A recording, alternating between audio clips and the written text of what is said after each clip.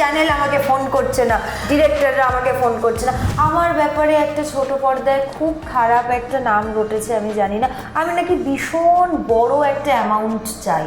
আমার ইন্ডাস্ট্রিতে বন্ধু কম, সেটা আমি জানি, কিন্তু বন্ধু কম মানে যে শত্রু কম হবে তা তো নয়। মিডলম্যানকে বিশ্বাস করুন না।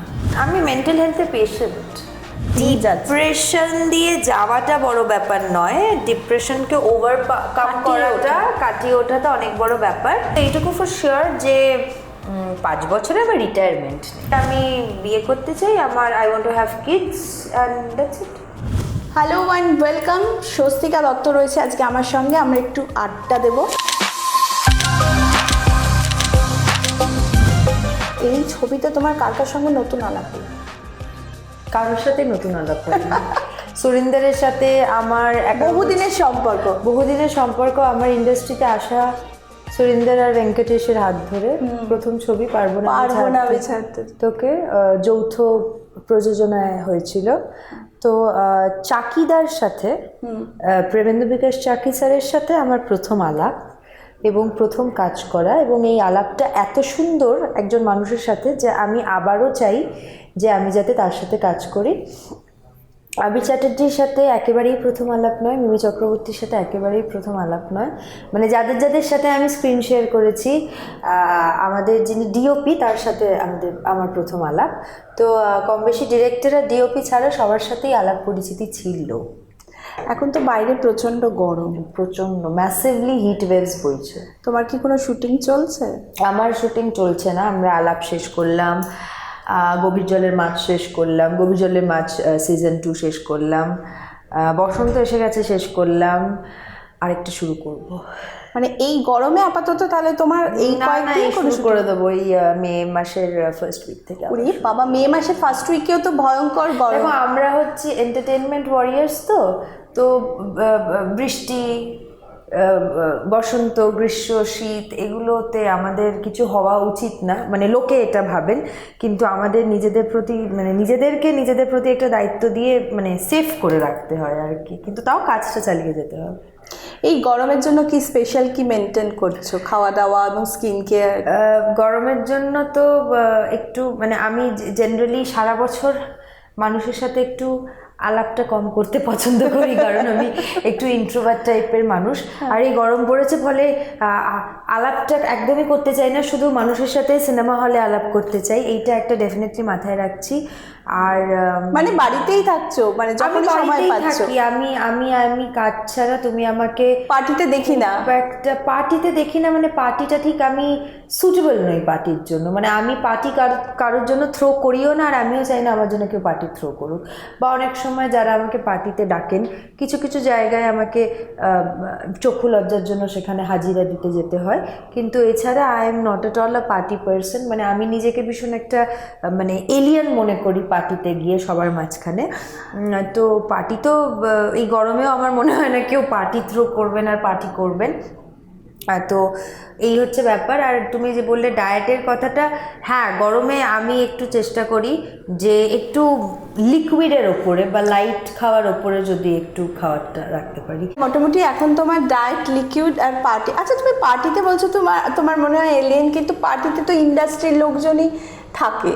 তো না, আমি এত বছরে কোনোদিনও আমি সেটা পার্টিতে গিয়ে কাজ পাইনি। পার্টিতে গিয়ে কাজ পাওয়া যায় না? না, এটা কোনো ব্যাপারই নয়। পার্টিতে গিয়ে কেনই বা কেউ কাজ পাবে? তারা কেউ যদি পার্টি থ্রো করেন বা কোনো প্রযোজনা সংস্থা যদি পার্টি থ্রো করেন, তাহলে ডেফিনেটলি এনজয়মেন্টের জন্য থ্রো করেছেন। এবারে সেখানে নিশ্চয়ই আমাকে ইনভাইট করেছেন, আই এম ভেরি থ্যাঙ্কফুল যে সবাই আমাকে ইনভাইট করেন, কিন্তু সব পার্টি যে কাজ পাওয়ার জন্য পার্টি তা কিন্তু না। একটা গেট টুগেদার, একটা সবাই হই হুল্লোড় করে, মজা ঠাট্টা করে, সেখানে আমি নিজেকে ফিট করতে পারি না। সেটা আমার ব্যক্তিগত ধারণা, ব্যক্তিগত ব্যাপার। তো that has nothing to do with পার্টিতে গিয়ে কে কাজ পেলো কে কাজ পেলো না। পার্টি কেউ থ্রো করে কাজের জন্য, আমি তো এরকম শুনিনি। তবে একটা জিনিস, পার্টিতে গিয়ে কি ওই বিষয়টা না হলেও আজকাল সোশ্যাল মিডিয়া দেখে লোকে কাজ পাচ্ছে, মানে সোশ্যাল মিডিয়ার ফলোয়ার দেখে। তো এটাই তোমার কি মনে হয়, মানে is this justify to get a না? সোশ্যাল মিডিয়া দেখে ব্র্যান্ড কোলাবোরেশন পাচ্ছে, কিন্তু হ্যাঁ, অনেক জায়গায় সোশ্যাল মিডিয়া দেখে রিলস দেখে হয়তো নতুনদের চান্স দেওয়া হচ্ছে, সেটা আমার মনে হয় প্রযোজনা সংস্থাদের জন্য বা চ্যানেলদের জন্য আগে যেমন অডিশন করা হতো বা কোনো বিউটি পেজেন্ট থেকে কোনো হিরোইনকে বা হিরোকে শর্টলিস্ট করা হতো, এখন রিলসও সেরকমই একটা মাধ্যম হয়ে গেছে। I think which is a very helpful side new কামার্সদের জন্য। আজকে যদি রিলসটা শুধু রিলস না হয়ে মানে শুধু বোরিং লাগছে আমি একটা রিলস করে ফেললাম সেই ফ্যাক্টরটা না হয়, পাশাপাশি যদি একটা ফ্রুটফুল একটা কি বলবো একটা অডিশনের ফ্যাক্টর প্ল্যাটফর্ম হয়ে দাঁড়ায়, তাহলে তা আমার মনে হয় nothing like that, that is helping the channel, the producers, the directors. তো আমার মনে হয় হ্যাঁ ডেফিনেটলি হয়ে উঠেছে। আজকে অনেক সময় ন্যাশনালের অনেক কাজ আমার কাছে আসে, তারা আমার থেকে আমার ইনস্টাগ্রাম প্রোফাইল চান, ফেসবুকের পেজের প্রোফাইল চান। তো এখন জেনারেশন যদি কাস্টিংটা অন সোশ্যাল মিডিয়ার ভিত্তিতে করে তাহলে খারাপ তো কিছু নয়। মানে আমি যতটা মনোযোগ দিয়ে অভিনয়টা করি আমি ততটাই মনোযোগ দিয়ে কিন্তু আমার সোশ্যাল মিডিয়া হ্যান্ডেল করি। হ্যাঁ, তার মানে এই নয় আমি একটু আলাদা। আমি আমি আমি সবসময় বলি আমি আলাদা, কারণ আমি ওই র্যাট রেসের অংশ কখনোই হতে চাই না যে আজকে আমার সপ্তাহে 7টা ছবি আমাকে আপলোড করতে হবে তো করতেই হবে না। আমার যখন যেটা মনে হবে, যখন যেভাবে যেই পরিস্থিতিতে ছবি বা রিলস আপলোড করতে মনে হবে আমি সেই পরিস্থিতিতে আপলোড করব। কোনোটাই আমার কাছে বাধ্যতামূলক নয় আমার অভিনয় ছাড়া। 12 বছর হয়ে গেল ইন্ডাস্ট্রিতে। তো আগের দিন আমার একটা ইন্টারভিউতে আমাকে 10 বছর বলছে, আমি 10 বছরই বলি বাবা, বয়স আর এক্সপিরিয়েন্স কমিয়ে বলে অনেক ভালো। হ্যাঁ, প্রায় 10 বছর হয়ে গেছে। এটা ভালো ছিল, বয়স আর এক্সপিরিয়েন্স কমিয়ে বলা গেল। আমি যেটা বলছিলাম যে তুমি এতদিন ইন্ডাস্ট্রিতে কাটিয়ে ফেলেছো, তোমার থেকে অনেক কম সময় ইন্ডাস্ট্রিতে থেকে তাদের ম্যানেজার বাউন্সার অনেক কিছু নিয়ে করে সেখানে স্বস্তিকা দত্ত একা একাই ঘোরে, কিন্তু জনপ্রিয়তায় তার স্বস্তিকা দত্ত এখন উবারে ঘোরে, গাড়িতে বাড়িতে 3টে গাড়ি আমার, 3টে না 2টো গাড়ি আমার বাড়িতে। আমি একটাও গাড়ি ইউজ করি না। কেন? আমি করি না ইউজ। আমি ডেফিনেটলি মানে যখন লাগে তখন আমি খুবই মানে ইউজ করি, মানে আমি কাজ ছাড়া তো বেরোই না কোথাও। তো তুমি তোমার ম্যানেজার বা সোশ্যাল মিডিয়া ম্যানেজার এগুলো রাখো? আমার সোশ্যাল মিডিয়া ম্যানেজার নেই। না, নেই তো? কেন আমি সেটাই জানতে চাই। কারণ আমার যখন ছবি আপলোড করতে ইচ্ছা হবে আমি নিজে ছবি আপলোড করব। আমি ভীষণ ইন্ট্রোভার্ট, তো মানে ইন্ট্রোভার্টকে গিয়ে যদি তুমি জিজ্ঞাসা করো, ইন্ট্রোভার্ট শব্দটাকে গিয়ে যদি তুমি জিজ্ঞাসা করো what is the definition of introvert, সে আমার নাম নেবে, স্বস্তিকা দত্ত। তো আমি এত ইন্ট্রোভার্ট, মানে আমাকে যদি 2 মিনিট কথা বলার পরে কেউ বলে একটা ফোন করবো, আমি ভীষণ নার্ভাস হয়ে যাই। কেন ভাই, টেক্সটে ছিলিস, ভালো ছিলিস, কেন হঠাৎ করে ফোন করছিস আর কি, এরকম টাইপের মেয়ে। তো coming back to the point, সেটা হচ্ছে যে না মানে আমার ম্যানেজার আছে। আচ্ছা, আমার ম্যানেজার আছে, সে মানে যেরকম হয় আর কি সবার, মানে তাই বলে আমি তাকে ফোন করে বলি না আমার 2টো বাউন্সার লাগবে, আমার একটা ড্রাইভার লাগবে, আমার সাথে এখানে যেতে হবে, আমার সাথে ওখানে যেতে হবে। না ভাই, তোমার যতটুকু কাজ, তোমার কাছে কাজ এলে তুমি ডেফিনেটলি আমাকে পুশ করবে, আমাকে কাজ দেবে। আমার কাছে কাজ এলে আমি ডেফিনেটলি, যদি ডেটস ম্যানেজ না করতে পারি, মানে আজ অবধি দাঁড়িয়ে কোনোদিনও কোনো প্রোডাকশন সংস্থা আর কোনো ডিরেক্টর আমাকে ফোন করেছেন বা ওনার অ্যাসোসিয়েট ফোন করেছেন, আমি কখনোই বলিনি যে ডেটস নিয়ে আমার ম্যানেজারের সাথে কথা বলো। আমার নিজস্ব একটা ডায়েরি আছে, ওই পুরোনো দিনে একটা আমার খুব স্পেশাল একটা ডায়েরি আছে। সেই স্পেশাল ডায়েরির মধ্যে আমি ডেটসগুলো নিজেই লিখি, নিজেই স্ক্রিবল করি, নিজেই সব করি। যত দিন অবধি নিজে করা যায় ততদিন অবধি কাজের অথেন্টিসিটিটা পিওর থাকে। আমি বলছি না যাদের ম্যানেজার আছেন বা যারা 10টা বাউন্সার নিয়ে ঘুরে বেড়ান তারা ভুল করছেন কিছু, কিন্তু তারা আমার মতন না, আমি তাদের মতন নই। অ্যাবসলিউটলি, পুরো বিষয়টা। আচ্ছা, তুমি ভীষণ ইন্ট্রোভার্ট, বা তুমি পার্টিতে যাও, আমিও তোমার পার্টিতে আমি যাই, বিশ্বাস করো পার্টিতে যাই, মানে সেরকম নয় যে প্রত্যেক পার্টিতে তোমাকে যেতেই হবে। প্রত্যেক পার্টিতে আমাকে ডাকেও না, আমাকে যে পার্টিগুলোতে ডাকে সেই পার্টিগুলোতে মোটামুটি সবাইকে ডাকে। মানে আমি পার্টিতে ঢোকার সময় সামনের দরজা দিয়ে ঢুকি, বেরোনোর সময় পেছনের দরজা দিয়ে বেরোই। মানে কেউ বুঝতে পারে না, যখন আমি ঢুকি সবাই জানে যে আমি এসেছি, বেরোনোর সময় কেউ জানতে পারে না আমি আসি। তাই জন্য লোকে এখন আমাকে পার্টিতে ডাকা বন্ধ করে দিয়েছে। সো হোয়াট, ঠিক আছে। মানে কেউ বেশিক্ষণ না থাকলে কি তাকে পার্টিতে ডাকা বন্ধ করে দেওয়া হয়? না, আমি সেটা জানি না, মানে আমি তো খুব কমই এখন বাবা, যত কম পার্টির ইনভিটেশন পাবো ততই ভালো, কারণ আমি মানুষকে তো না বলতে পারি না, না গিয়েও থাকতে পারি। ও আবার ওঠো, আবার স্টাইলিস্টকে ডাকো, মেকআপ আর্টিস্টকে ডাকো, আবার মেকআপ করো, আবার সুন্দর জামা পরো, তার থেকে ভালো হবে একটা ভালো ছবি আর বইয়ে 4টে পেজ পড়ে নেবো। এরম কোনো নায়িকা কিন্তু বলে না যে আবার ওঠো, আবার মেকআপ করো, আবার। কিন্তু আমি কোনো মেকআপ আমি প্রয়োজন ছাড়া নিজের স্কিনকে, ভগবান যেটা দিয়ে বানিয়েছে সেটা ফ্লন্ট করো, নিজের স্কিনকে আমি অযথা মেকআপের মধ্যে দিয়ে মানে যাওয়াতেই চাই না, কোনোভাবেই নয়, একেবারেই নয়। আমার যতটুকু দরকার পড়ে আমি ততটুকু মেকআপ করি, কারণ আজকে আমার বয়সটা কম, যখন আমার বয়সটা বাড়বে তখন আলটিমেটলি আমাকে কিন্তু মেকআপেরই সাহায্য নিতে হবে। তো এখন যখন বাধ্যতামূলক নয় সাহায্য নেওয়াটা, তো এখন কমের ওপর দিয়ে চালাই, পরবর্তী দিনে যখন বাধ্যতামূলক হয়ে যাবে তখন মেকআপের সাহায্যটা নেব। তুমি ম্যানেজ করার কথা বলছিলে, তুমি একসঙ্গে ওয়েব সিরিজ করছো, সিনেমা করছো, তুমি ছোট পর্দা করছো। ছোট পর্দা করছি না, বাট অপেক্ষা করছি যে ছোট পর্দা আবার কবে করবো। ছোট পর্দা তো অনেকগুলো লিড তুমি করে ফেলেছো, 5টা লিড, 5টা লিড করে ফেলেছো। তো তাই বলে কি বলতে চাইছো আর করবো না? এরকম বলো না, তোমাদের জন্যই না চ্যানেল আমাকে ফোন করছে না, ডিরেক্টররা আমাকে ফোন করছে না। আর একটা আমি এটা লিঙ্কটা আমাকে পাঠিয়ে, তো আমি শেয়ার করবো। কি রকম ভাবে আমি বুঝতে পারছি না, আমার ব্যাপারে একটা ছোট পর্দায় খুব খারাপ একটা নাম রটেছে, আমি জানি না। আমি নাকি ভীষণ বড় একটা অ্যামাউন্ট চাই। এটা আমি তোমাকে প্রশ্নটা করতাম, এটা একটা ছড়িয়েছে কথা যে তোমার এফোর্ড করতে পারছো। আমি ভীষণ বড় একটা অ্যামাউন্ট চাই। আসলে কি বলতো, আমি বলছি তোমাকে, সেটা হচ্ছে না, আমার ইন্ডাস্ট্রিতে বন্ধু কম, সেটা আমি জানি, কিন্তু বন্ধু কম মানে যে শত্রু কম হবে তা তো নয়। রাইট, বুঝতে পেরেছো? এবারে যিনি মানে আমি সত্যি হাত জোর করে বলছি, মানে আমি জি স্টার, মানে স্টারের হাত ধরে আমি প্রথম ইন্ডাস্ট্রিতে আসি আর কি, পারবো না আমি ছাড়তে তোকের পরে, তারপরে জি এর সাথে আমার কাজ। আজকে যদি সান বাংলা আমাকে ফোন করেন বা কালার্স বাংলা আমাকে ফোন করেন, আমি কিন্তু তাদের কাজও অতটাই মনোযোগ দিয়ে করব যতটা মনোযোগ দিয়ে, যদি আমার স্ক্রিপ্ট পছন্দ হয়, কারণ কি আমি তো একটা ব্র্যান্ড তৈরি করেছি, আমাকে সেটাও মাথায় রাখতে হবে।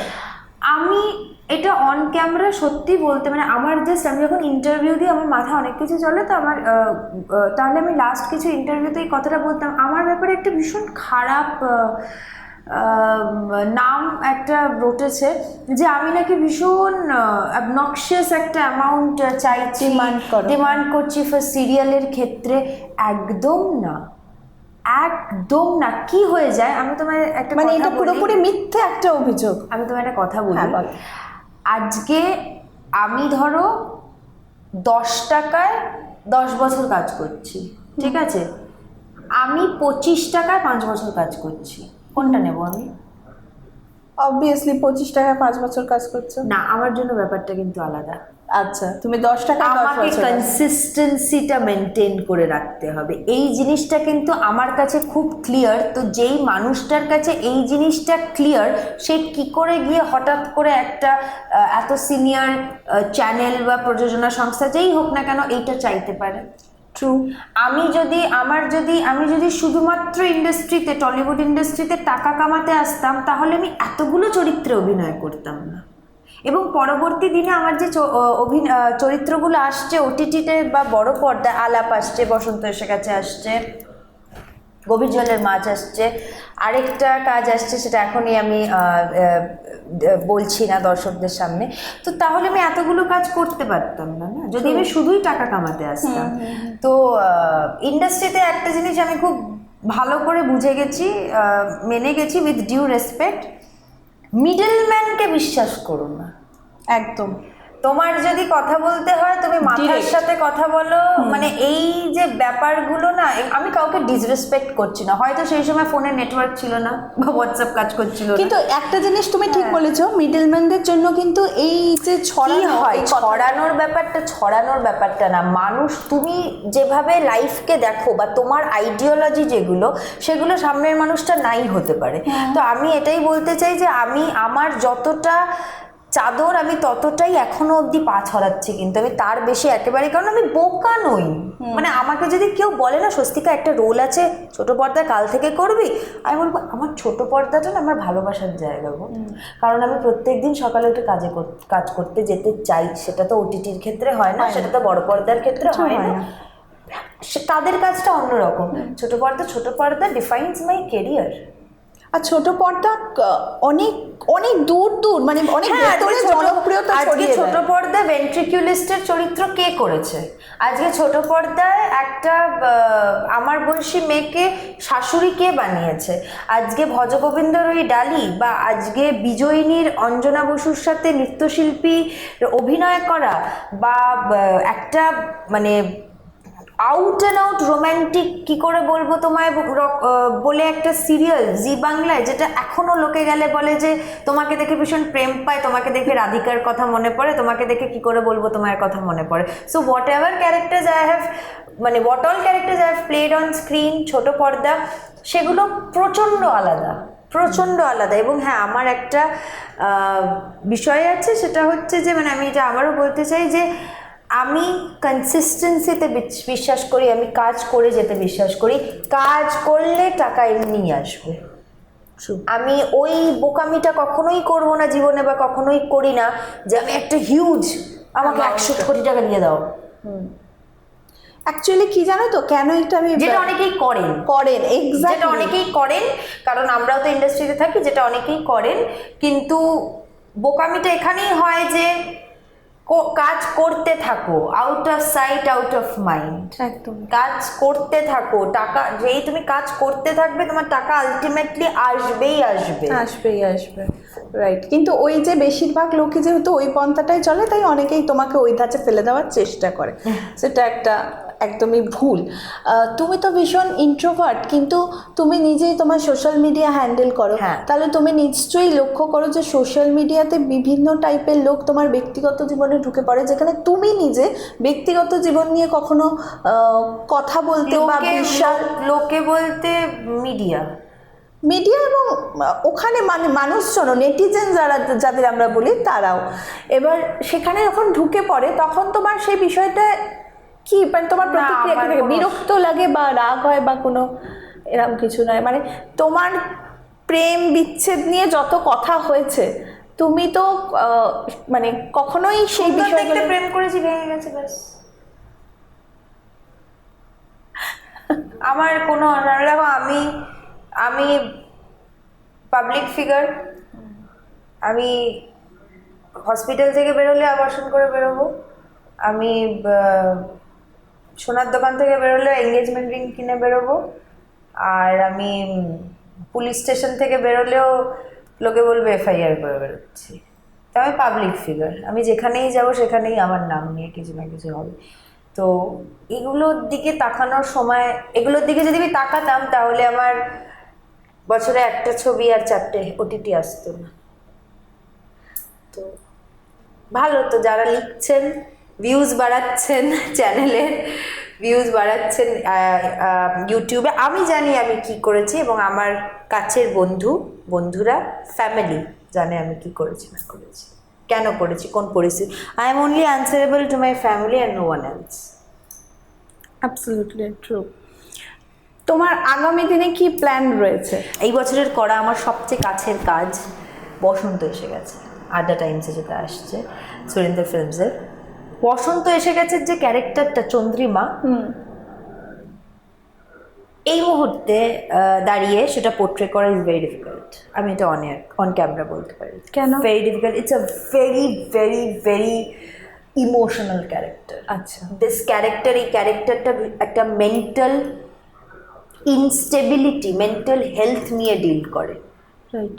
অভিনয়টা করলে এটা দেখার পরে দর্শকরা বলবে, যতক্ষণ না দর্শক বুঝতে পারবে যে তুমি অভিনয় করছো, তুমি ইউ আর সাকসেসফুল। যেদিন দর্শক বুঝে যাবে যে তুমি অভিনয় করছো ওই ক্যারেক্টারটাকে, ওই লুপ হোলটাকে ফুটিয়ে তোলার জন্য, তাহলে তুমি সেখানে শেষ। তা আমার কোথাও গিয়ে মনে হয়েছে, আমি যতটা রাফ কাট দেখেছি, অভিমন্যু স্যার আমাদের ডিরেক্টর অভিমন্যু মুখোপাধ্যায়, আমার যতটুকু মনে হয়েছে যে দর্শকরা ধরতে পারবে না যে কিভাবে আমি মেন্টাল ইনস্টেবিলিটি ইমব্যালেন্সটাকে তুলে ধরেছি। কারণ তুমি তখন ব্যক্তিগত জীবনেও সঙ্গে কি ওখানে মানে মিল খুঁজে পেয়েছো ক্যারেক্টারটা? একদম না, আচ্ছা। একদম না। অভিনয়ের সাথে ব্যক্তিগত জীবনের কোনো মিলই নেই, আচ্ছা। কোনো মিল নেই। তাহলে তো আমরা ব্যক্তিগত জীবনে অভিনয় করব, একদমই না। আর বসন্ত এসে গেছে তো অনেক পরে হয়েছে। মেন্টাল হেলথ নিয়ে তুমি কতটা সচেতন? কারণ আমি মেন্টাল হেলথে patient, I am a mental health patient, but এটা নিয়ে আমি এখনই কিছু বলতে চাই না। মানে তুমি তোমার মেন্টাল হেলথ নিয়ে সচেতন? হ্যাঁ হ্যাঁ, যথেষ্টভাবে। মানে আমার I go to a therapist. And that's fine with me. Exactly, এটাই আমি বলতে চাইছি। কারণ যখন তোমার মতন সেলিব্রিটিরা বলেন যে এটা নর্মাল, হ্যাঁ হ্যাঁ, এটা জল খাবার মতন, এটা বাথরুম যাবার মতন, এটা জ্বর হওয়ার মতনই। অ্যাবসলিউটলি। ব্যাস। এবং এটা নিয়ে বিশেষ না, এটা নিয়ে বেশি বলে আমরা এটাকে বেসিক্যালি কি হয়েছে, এটাকে আমরা একটু ফ্যাশনেবল করে ফেলেছি ব্যাপারটাকে। এটা একটা স্টেটমেন্ট, ফ্যাশনেবল স্টেটমেন্ট হয়ে গেছে। মানে আমি এখনো ভীষণভাবে বলি, আমার অনেক ভাই বোনেরা রয়েছেন যারা বলে আমার ভীষণ ডিপ্রেশন আছে। আমার মনে হয় আমি গিয়ে একটা থাপ্পড় মারি। Don't say something which you don't go through. Exactly. ঠিক আছে, anxiety, depression, panic attacks, constantly sweating, palpitating, এগুলো না অতটাই কষ্টকর যতটা তোমার মানে কি বলবো, মানে এর কোনো কম্প্যারিজন নেই। তো এইগুলো নিয়ে মজা করে লাভ নেই, যারা জানে তারা জানে। এবং অনেক সময় যে ডিপ্রেশন দিয়ে যাচ্ছে সে রিয়ালাইজও করতে পারে না যে সে ডিপ্রেশন দিয়ে যাচ্ছে। ডিপ্রেশন দিয়ে যাওয়াটা বড় ব্যাপার নয়, ডিপ্রেশনকে ওভারকাম করাটা, কাটিয়ে ওঠাটা অনেক বড় ব্যাপার। আর ডিপ্রেশন আর ডিপ্রেসড আমরা সবাই, তুমিও depressed. Some days are good, some days are bad. একদম। আর when the days are bad, you feel depressed. That is not depression. Depression অন্য জিনিস। মানে ডিপ্রেশন আমি তোমাকে মানে বলে বোঝাতে পারবো না যে আমি তুমি কি বলতে পারো, আমার বক্তব্যটা এখানে। তুমি বলো না যে আমার মন খারাপ, তুমি এটা বলো না আমি depressed. Exactly. There's a difference between মন খারাপ, being sad and being depressed.